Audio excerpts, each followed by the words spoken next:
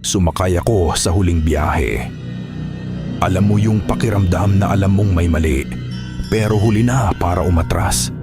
Ganun ang nangyari sa akin nang sumakay ako sa huling biyahe pa uwi.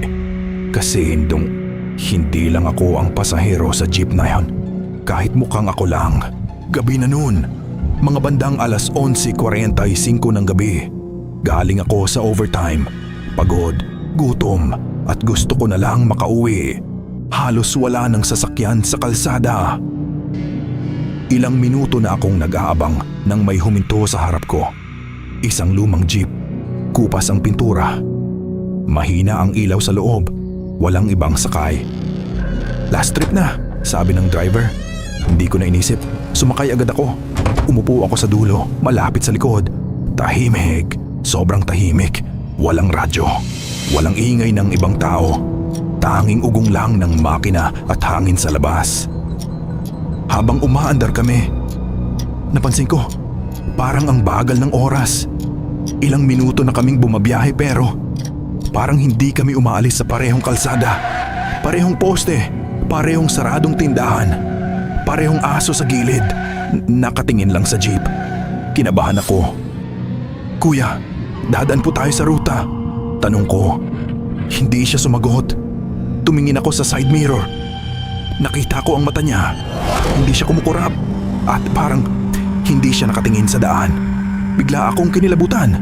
Napansin ko rin yung salamin sa harap. Walang refleksyon ko. Nandun ang driver. Nandun ang upuan. Pero ako, wala. Kuya, para po, sabi ko. Medyo malakas na. Walang reaksyon. Doon ko naramdaman. May malamig na hangin sa likod ko. Parang may umupo.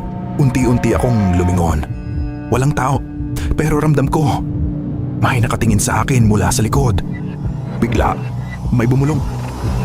Hindi ka dapat sumakay. Nanigas ako. Hindi galing sa driver. Hindi galing sa labas. Malapit. Mismong likod ng tenga ko. Napapikit ako. Pagdilat ko, hindi na ako mag-isa. May mga nakaupo na sa magkabilang side ng jeep. Hindi ko sila napansin kanina. Tahimik lang sila. Hindi gumagalaw. Pero lahat sila nakatingin sa akin. Isa-isa kong sinilip ang mukha nila. Maputla. Walang emosyon. At ang iba, parang basang-basa. Parang galing sa ulan o sa ilog. Kuya, para na po. Bababa na ako. Sigaw ko. Biglang huminto ang jeep. Bigla. Walang babala. Napaharap ako sa driver. Dahan-dahan siyang lumingon sa akin. Ngumiti siya. Hindi ka pa bumababa, sabi niya. Hindi pa ito ang babaan mo. Naramdaman kong may humawak sa balikat ko. Malamig. Mabigat. Sumama ka sa amin. Bulong ng isa. Sinubukan kong tumayo pero parang may pumipigil. Tumingin ako sa labas. Wala na ang kalsada. Tubig. Napapalibutan kami ng madilim na tubig. At doon ko naalala. May balita nun. Isang jeep daw. Nahulog sa ilog. Walang nakaligtas. Parehong ruta. Parehong oras. Last trip. Napatingin ako sa sarili kong kamay. Namumutla na. Basa. May tumutulong tubig sa mga daliri ko. Hindi ka na bababa, sabi ng driver. Dahil nakasakay ka na sa huling biyahe. Biglang nagdilim ang paligid.